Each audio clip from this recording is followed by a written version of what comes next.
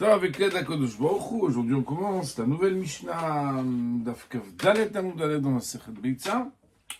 Et la Mishnah nous dit Metzodot Chaya Vaof Vedagim She'asa'am Me'erev Yom Tov Lo yitol me'em be'Yom Tov Ela im ken yodea shenitzodou me'erev Yom Tov. Nous parlons des pièges. Vous vous rappelez que le mot tzad, qui veut dire chasser, donne le mot Metsuda, qui veut dire un piège. Et nous commençons, Mirkel, justement, la nouvelle Mishnah, là. Donc, qui dit que des pièges de bêtes sauvages, de volailles et de poissons, chez Asa'an Me'erev Yom Tov, qu'il a fait, ça veut dire qu'il a confectionné, qu'il a préparé à la veille du Yom Tov. Lo yitol me'em be'Yom Tov. Il ne pourra pas les prendre pendant Yom Tov. Bien évidemment, l'idée ici, c'est pas de prendre les pièges, mais de prendre ce qui a été, Baruch Hashem, la Parnassa Tova qu'il a eu de recevoir pendant le Yom Tov. En tout cas, il ne pourra pas s'en servir, prendre pendant, de l'intérieur de ces pièges qu'il avait pourtant confectionnés et préparés à la veille du Yom Tov, et la Imken, sauf si, effectivement, Yodea Shenitzodou Me'erev Yom Tov, il sait qu'ils ont été chassés, capturés, depuis la veille de Yom Tov. Au Maaseh, et il est une histoire que la Mishnah nous raconte. Et comme vous le savez, quand la Mishnah raconte une histoire, c'est pas pour nous raconter des histoires. C'est pour nous enseigner quelque chose qui a un caractère de nous apprendre une loi. C'est que Hanochi Had, qu'il y avait un goy, chez Dagin le Rabban Gamliel, qui a amené à Rabban Gamliel des poissons. Bien évidemment, à Moray Rabotai, on suppose que c'était Yom Tov, sinon ça n'a aucun sens de parler de cette histoire. Ve'amar mutarim em. Et Rabban Gamliel de dire, même si j'ai un doute, parce que je ne sais pas quand est-ce que ça a été péché, alors ça reste quelque chose de permis. Et là, seulement, chez Enretsoni le Kabel Emeino, seulement que j'ai pas envie de les prendre. Mais c'est juste un problème d'envie. Je ne sais pas si vous savez, à Rabotai, il y a une blague qu'on raconte chez les religieux, que une fois, les gens ils ont dit le lait de telle marque, il n'est pas caché. Là, parce que tel Rav, c'est tel Rav qui l'a dit. Tel Rav? Ouais, c'est le Rav Cohen là-bas, et lui, il boit pas de ce lait, c'est un lait qui n'est pas caché. Alors, les gens ils ont dit Makara, il dit je vous le dis, il n'est pas caché. Donc là la rumeur commence à sortir et tout. Ils vont voir le Rav. Et le Rav dit, moi, j'ai jamais dit un truc pareil. Alors il dit, appelez-moi le gars qui a dit ça. Il dit, comment vous avez dit ça? Il dit, c'est simple. Je vous ai vu, vous êtes venu pour vous faire un café. Vous avez pris la bouteille de lait. Vous l'avez regardée. Vous avez vu qu'elle n'était pas conforme. Vous l'avez reposée. Et il lui a dit, mais pas du tout. Je l'ai soulevé pour m'en servir. J'ai vu qu'elle était vide. Je l'ai posée. Et je suis parti. Et en fait, les gens, ils ont déduit des choses, mais vraisemblablement, ils ont déduit des choses qui ne sont pas vraies. D'ailleurs, vous savez, dans les kololim, des fois, on a du lait. Moi, je ne bois pas de lait, donc je ne suis pas très concerné par le problème. Mais des fois, les avrechim, voilà, on est des fois 10, 20, 50 avrechim. Et vous avez une bouteille de lait. Et même si vous voulez dire, chacun y prend un peu, mais si vous êtes 50 et qu'il y a une bouteille, c'est pas un peu, c'est chacun une goutte, c'est presque ça fait le brachot, c'est pas même si on fait une bracha sur une goutte, mais il faut quand même qu'elle puisse avoir quelque chose. Alors on dit, quand c'est comme ça, le seul moyen de garder la bouteille de lait pleine, c'est de marquer Chalav Nochri. C'est un lait qui est un lait de goïm, c'est pas un lait chameau. Hein. Bon, le problème c'est qu'en général c'est un truc qui commence à être connu, En tout cas, Rabban Gamliel marqué En Retsoni le Kabel Emeino, je ne veux pas le recevoir. C'est Rashi Akadosh. La Mishnah nous dit, on est dans 4 lignes avant la fin de grande ligne en bas dans Rashi, marqué Mutarim M. Bekmore Porich, dans la Gemara, on va objecter. Maïs, c'est l'histoire. Est-ce que l'histoire, elle vient contredire ce que la Mishnah nous dit? Voilà que la Mishnah nous dit que Meikaradin, d'après la stricte loi, c'est permis. Et le maïs, l'histoire raconte que c'est permis, alors que la Mishnah nous dit qu'il faut savoir pertinemment et certainement que ça a été capturé la veille de Yom Tov et pas pendant Yom Tov. C'est énorme. Donc la Gemara, elle vient maintenant, elle pose la question. Elle nous dit, maïs, c'est l'histoire. Est-ce que l'histoire que Gemara, elle raconte, l'histoire, elle est pour contredire?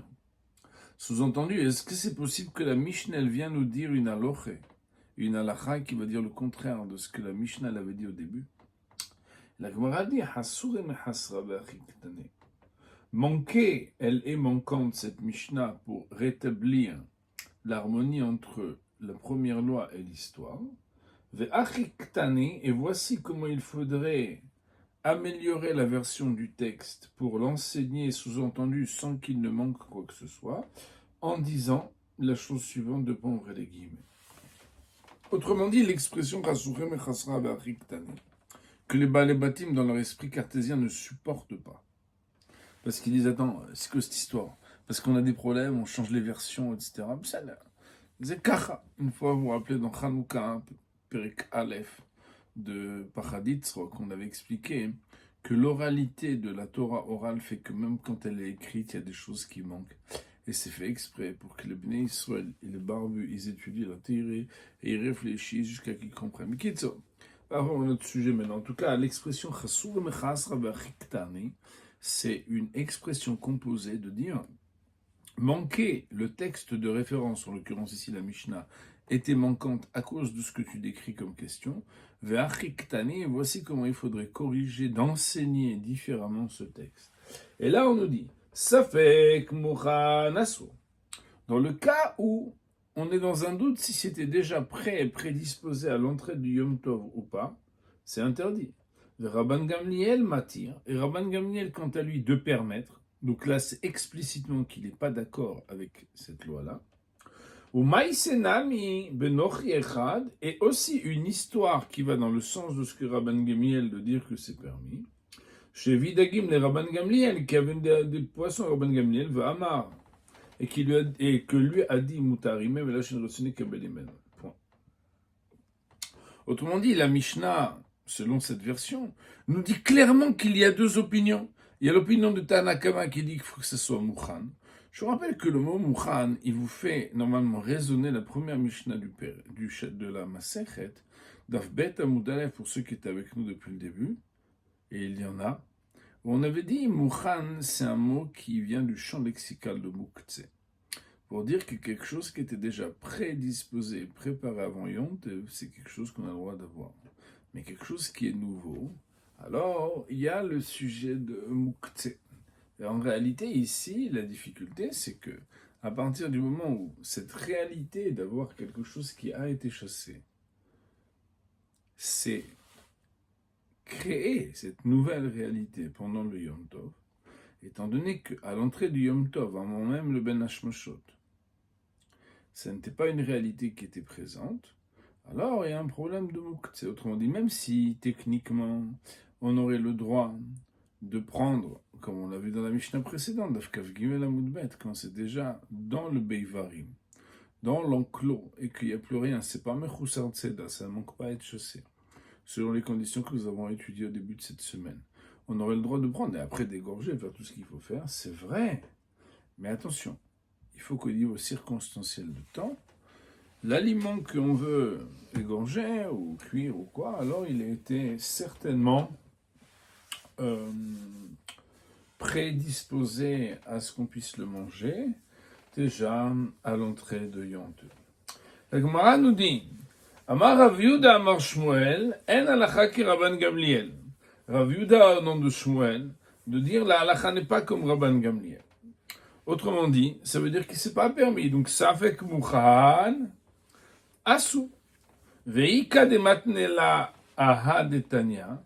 Et il y en a qui enseignent cela, c'est-à-dire d'interdire quand on est Safek Mouchan, aha, sur le texte que nous allons citer, puisque Ha, He, Aleph est un démonstratif, celui-ci ou celle-là, et Aleph devant un mot en araméen veut dire sur, et Aha veut dire sur celle-là, c'est-à-dire sur ce texte-là. Autrement dit, il y en a qui disent que la halakha n'est pas comme Rabban Gamliel, mais que Safek Mouchan, ça veut dire un doute si c'était déjà prêt ou pas à l'entrée de Yom Tov. C'est assourd. Il y en a qui le disent sur notre Mishnah, et il y en a qui le disent sur le texte qui va suivre maintenant. Que quoi? Les Tanya, que Mbraït, elle dit, Safek Mouchan, que quand on est dans un doute si c'est prêt ou pas depuis la veille de Yom Tov, Rabban Gamliel Matir, Rabbi Yeshua Oïssa. Rabban Gamliel permet, Rabbi Yeshua c'est interdit. Et là-dessus, Amarabu Damarshwa, Rabbi Yeshua. Veika de Matnal Aha, et il y en a d'autres qui disent ça dans un autre endroit. Autrement dit, c'est formel que l'halakha n'est pas comme Rabban Gamliel et que ça fait que Mouchan Assour, mais il y a une discussion avec plusieurs opinions de savoir d'où est-ce qu'est sortie une phrase pareille. Des Tanya, qui a une braïta qui dit, Shohatim, et j'ai tourné la page, Kavdalet Amoudbet, Min a Negarim, Beyom Tov, Avalo min ha-reshatot ou min ha-machmarot.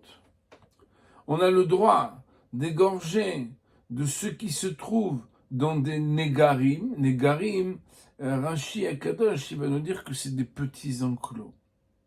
Pendant Yom Tov, Avalo min ha-reshatot ou min ha-michmarot. Alors, reshatot, c'est des filets, michmarot, c'est des pièges. Pourquoi? Ça paraît évident, c'est que des enclos, ce qui est dedans à la veille de la fête est dedans, et ce qui n'est pas dedans n'y entre pas, alors que les filets et les pièges, ce sont des réalités qui appellent à la captivité. Ça veut dire qu'on est là pour capturer.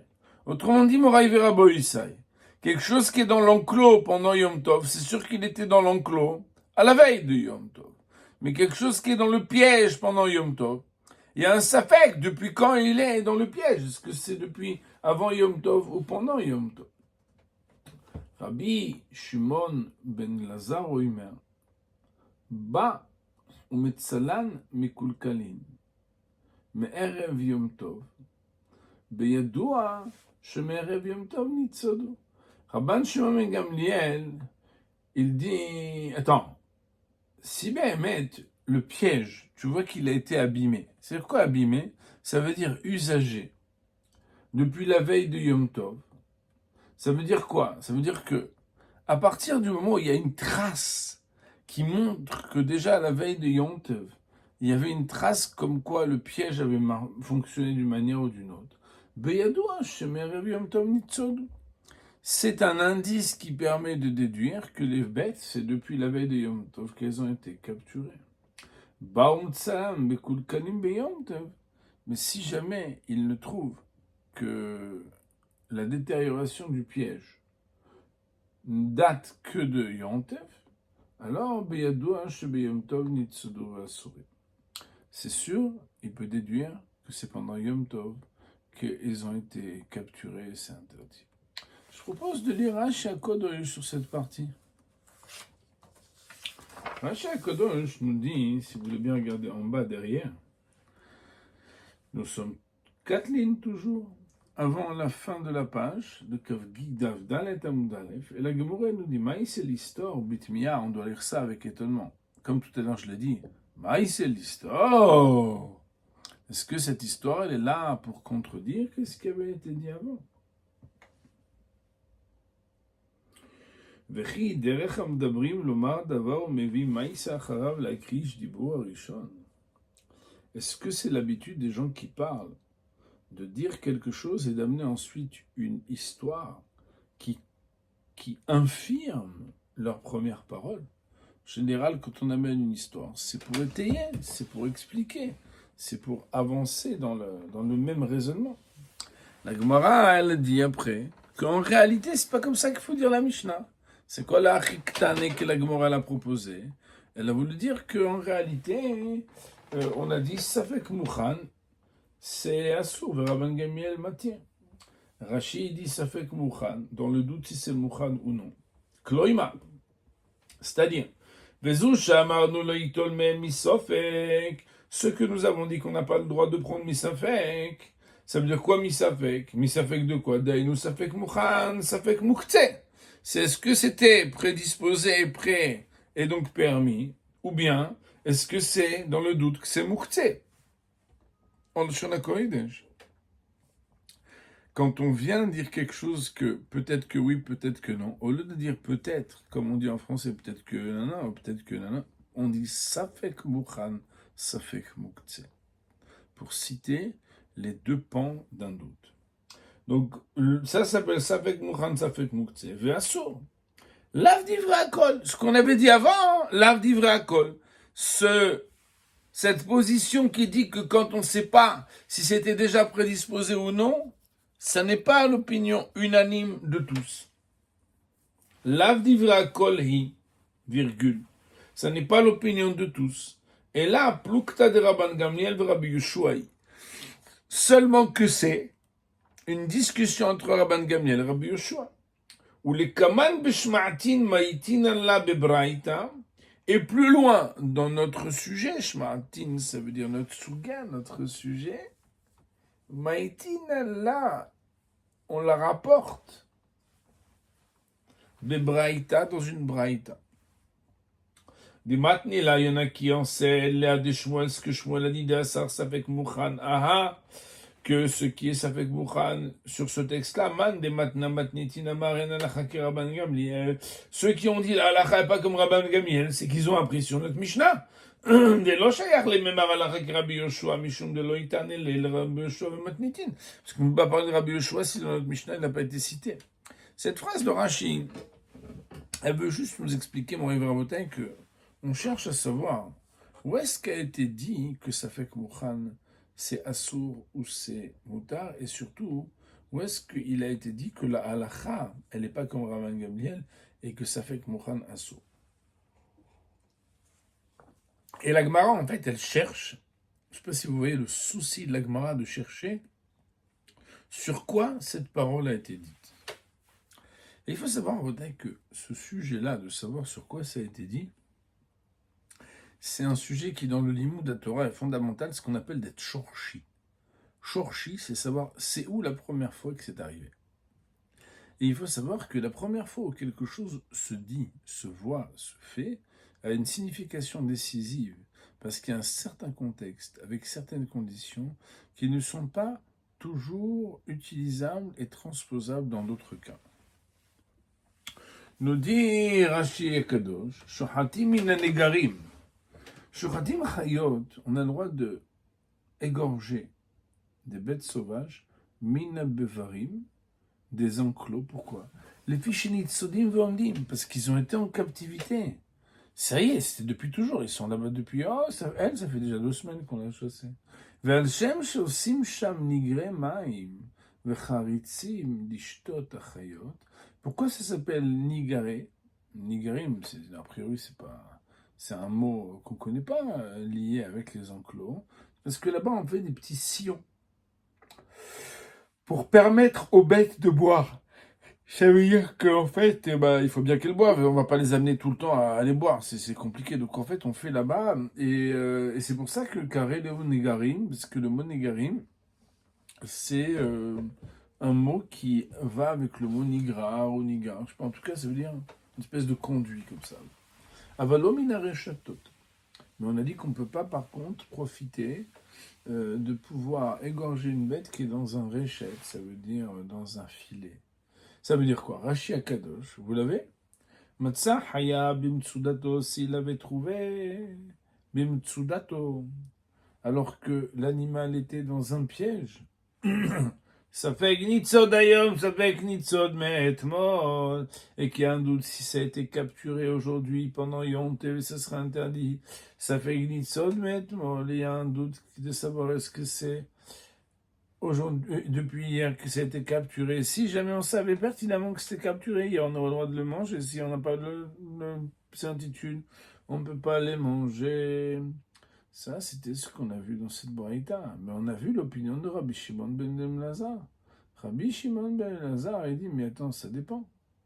Parce que si le bonhomme Baumtsam y avait marqué dans la troisième ligne de Gemoré, s'il avait trouvé Mekul Kalimer Vionte, ça veut dire quoi? S'il avait trouvé que le piège était déjà usagé depuis la veille de Yom Tov, nous dit Rashi à Code, je vous l'avais troisième ligne de Rashi. Pardon, quatrième ligne de Rashi. Bamerev Yom Tov, s'il était venu le juif, depuis la veille de Yom Tov, les Makom Shayou Prousin, là où s'étaient étendus les pièges, Vehen Beroirech Mil ou Chatzimil, il faut savoir que c'était à une distance qui était lointaine, éloignée de la ville, parce que les bêtes sauvages qu'on veut chasser, elles sont pas idiotes, elles ont été à l'école des bêtes, qu'elles savent que si elles s'approchent trop de là où les gens les habitent, elles se sont capturées et égorgées tout de suite. Et là-bas, il y a marqué, il y a un truc, c'est quoi? C'est que si jamais la bête, elle tombe à un des endroits du piège, mitor shemit pareket ou mitnateket latset ametsudot, parce que quand elle a été capturée, elle s'agite pour essayer de faire, elle fait ce qu'elle peut pour s'en sortir.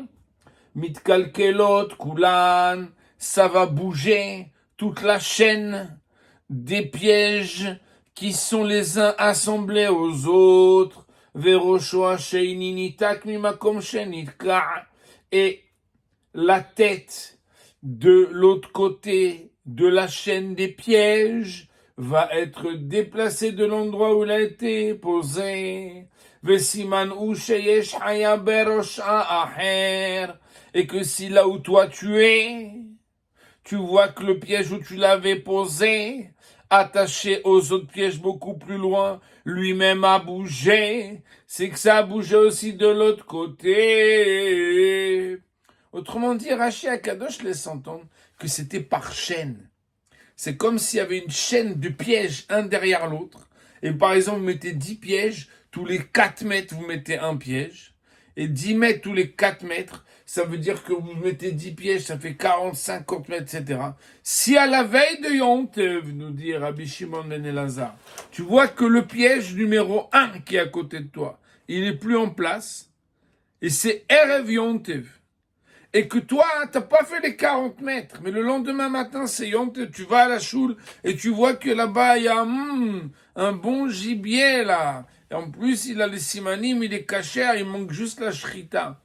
Si quand mettre la veille de Yom Tov, tu vois que le premier piège, il a déjà été déplacé, tu diras, boy, ça, il y a eu du mouvement, là. Je sais pas ce qui s'est passé de l'autre côté, mais je pense qu'il y a eu du mouvement. Quand après il voit la bête, dit Rabbi Shimon ben Elazar, puisque le premier piège il a été déplacé, c'est parce que le dernier piège, la bête elle a dû bouger, explique Rashi, pour se détacher, parce qu'elle a été capturée. Alors tu peux déduire que c'est depuis Erev Yom Tov qu'elle est là-bas et tu peux manger. Par contre, et je suis dans Rashi la suite, Nitkalkelu beyom Tov. Si c'est à Yom Tov que ce changement a eu lieu,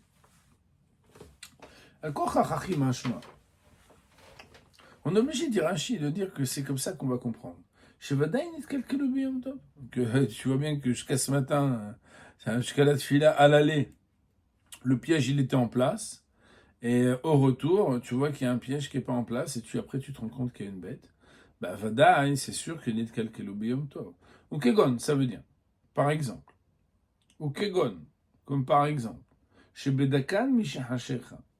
À la veille au soir, à l'entrée de Yom Tov, il a vérifié les pièges. Velo Ayom Kalkeli. Et il voit qu'il n'y avait pas de problème. Ve'arshav Mekul Kalim. Et maintenant, ils sont détériorés. Et la Gemoré, elle va un tout petit peu plus loin. Ulachi Parir. Agoufa Kashia. La Gemara elle-même elle va interroger ce texte parce qu'elle trouve qu'il y a une incohérence dans ce texte. En tout cas, si on reprend pour dire, je vous le rappelle, que tout ça est une parenthèse pour nous dire que la halakha n'est pas comme Rabban Gamliel et qu'il y a une des opinions dans Gemoré qui nous dit que c'est sur ce texte-là de Shohatimin Anigarim qu'on a dit que la lechapa avec un Rabban Gamliel, nous allons relire ce texte pour voir comment ça fonctionne. Si vous voulez bien, on reprend ce texte, ok? On va le faire de manière organisée, ne vous inquiétez pas, j'espère que dans le flux des détails, vous n'aurez pas perdu le fil. Reprenons. Shahatin, je suis au début du Hamoud, donc Kavdalet Hamoud Bet en haut, je lis cette braïta pour essayer de clarifier les choses et que ce soit limpide. Shahatin mina negarim beyom tov, on a le droit d'égorger de ceux qui se trouvent être dans des petits enclos à Yom Tov, abalominare chatot ou minamichmarot, mais par contre ni de filets, ni aussi de pièges. Rabbi Shimon ben Elazar, Omer, Rabbi Shimon ben Elazar, quant à lui de dire, si à la veille de Yom Tov, vous voyez qu'il y avait déjà un déplacement d'un des pièges, de la chaîne des pièges, selon l'explication de Rashi, Beyadoua, alors c'est connu pour lui, c'est avéré, certains Shemer Yom Tov Nitzodou, que les animaux qu'il aurait trouvés même pendant Yom Tov, depuis déjà la veille de Yom Tov, auraient été capturés, au Moutarim, ils sont permises. Point virgule. Mais par contre, même si c'est pas écrit, mais par contre, mais moi je vous le dis, note de la rédaction rabbinique, mais par contre, si à la veille de Yom Tov, il est venu vérifier, et il a vu que tout était en règle, et que c'est seulement pendant Yom Tov qu'il voit que les déplacements des pièges des animaux trouvés là-bas, c'est certain et c'est sûr que c'est pendant Yom Tov que ça a été capturé. Il a souri, mais c'est permis. La Gemara s'énerve. Agoufa Kashia, ce texte-là lui-même, Agoufa, ceci lui-même, Kashia, est un problème. Pourquoi? La Gemara dit, avant de commencer à raisonner Rabban Gamliel par Rabban Gamliel, tu dis une phrase bizarre, mon gars. Amrat,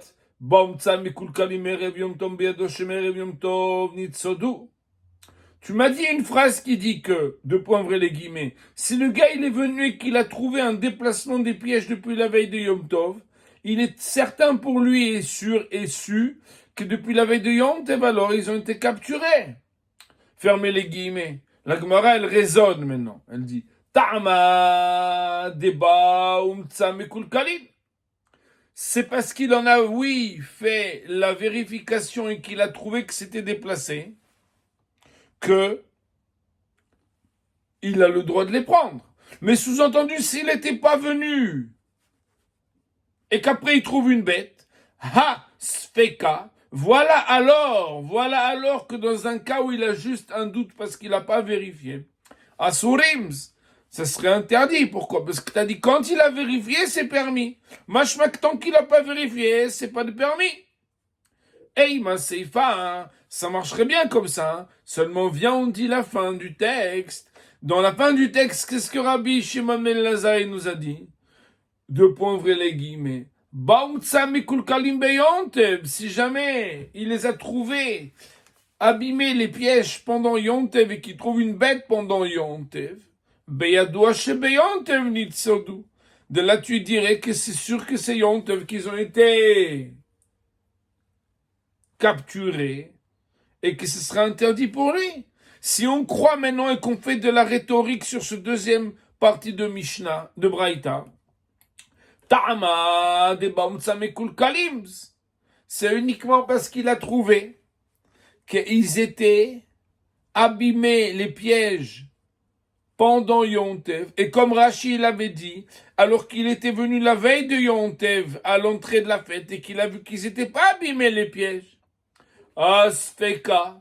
Mais donc ça voudrait dire par contre, voilà que par contre si c'était juste dans un doute, mais Erev Yom Tov Nitzedou, peut-être que c'est juste un doute, au Moutarims, et que ce serait permis. Donc d'après la Risha, tu dirais ça fait Kassour. Mais d'après la Seifa, tu dirais ça fait Kmoutar.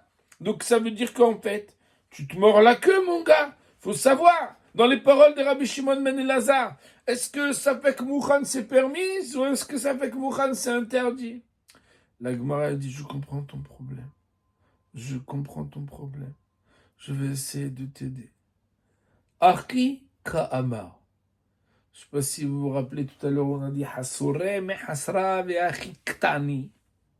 Manquer, c'est manquant, et voilà comment il faut enseigner. Parfois, la Gemara utilise une expression plus concise en disant Achi Ka'amar, voilà comment il faut dire. Autrement dit, c'est vrai, je ne me suis pas exprimé suffisamment clairement. Et la Gemara nous dit, Achika Amar, voilà comment il faut dire, sous-entendu redire. Et la Gemara donc propose une correction, un correctif. 2 points ouvrez les guillemets. Vous savez, Rabotai, que une des choses les plus importantes qu'il faut apprendre quand on étudie la Torah, mais même quand on fait du hol, c'est qu'il faut se relire. Je ne sais pas si vous aviez eu à l'époque des profs qui disaient « Tu as fini? Tu as relu ?»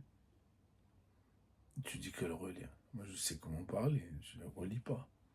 Et en réalité, relire, c'est fondamental. Okay. La Gemore, elle voit que la version qui a été dite, il faut qu'elle soit réécrite. En disant quoi? 2 points, ouvrez les guillemets, dans la version 2.0, Rabotai. S'il était venu et qu'il avait trouvé les pièges déplacés, abîmés depuis la veille de Yom Tov, c'est sûr que depuis la veille de Yom Tov, ils ont été capturés au Mutarim, et ça sera permis. Et la Gemara de dire Asfeka, seulement si c'était juste dans un cas de doute, ça veut dire que c'est pas certain. Ça sera rendu comme si ça avait été capturé pendant Yom Tov. Même si c'est seulement Safek. Et ça sera Surims, ça sera interdit. Et là-dessus, et c'est le point de jonction avec le texte que nous avions étudié, Dalet Amoud Aleph en bas, où on était en train de se demander sur quel cas est-ce que la Gemara a dit Safek Mouchan Assour? On a déjà amené plusieurs hypothèses de cas et que la Gemara avait terminé la page précédente en disant Ika de Matnela Aha. Il y en a qui disent que le positionnement de savoir Safek Mouchan, est-ce que c'est permis ou interdit? De dire que c'est interdit, c'est sur le texte de Shohatims. C'est maintenant la chute. C'est là-dessus que la Gemara nous dit Amar, Rav, Yuda, Amar, Shmuel, Halacha qui Rabbi Shimon ben Elazar. Rav, Yuda, de dire au nom de Shmuel ici que la Halacha, elle est comme Rabbi Shimon ben Elazar.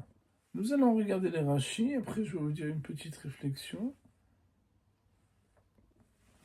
Il y a un point que j'ai vu qui est très intéressant. Mouktsé, c'est des Rabbanan. Alors pourquoi on va dire que dans un Safek Mouktsé, Safek Mouchan, on va être Mahmir? On est en train de dire Safek Mouchan Assour. C'est Safek des Rabbanan. Safek des Rabbanan, ça devrait être les Kula. Alors, j'ai vu ramener au nom de Rabbi Kiva Eger que, en réalité, la raison pour laquelle dans Safek Mouktsé ici, ça reste interdit, c'est parce que la Gemara, on avait appris d'Av Gimel que Davar Sheyesh lo Matirim, on est plus Mahmirim que le reste. Que quelque chose que si juste tu laisses passer le temps, il deviendra permis, au lieu de le permettre dans un cas de Safek, maintenant, en utilisant les jokers de Safek, attends le temps qu'il faut pour pouvoir l'utiliser de manière ouvertement et facilement permise. Oh! Le Safek Mouchan, même si tu veux le permettre, tu dois le permettre. Mais si juste tu attends la sortie de Yom Tov, il est permis à la consommation sans que tu n'utilises la carte d'excuse du Safek. C'est la raison pour laquelle on dirait Rabbi Kiva Eger exceptionnellement ici, même si c'est un Safek de Rabbanan. Safek de Rabbanan, il restera les Hamra. Je pense que vous avez un petit peu de travail. On va dire pour aujourd'hui, Baruch Nei Le'olam, Amen, Amen.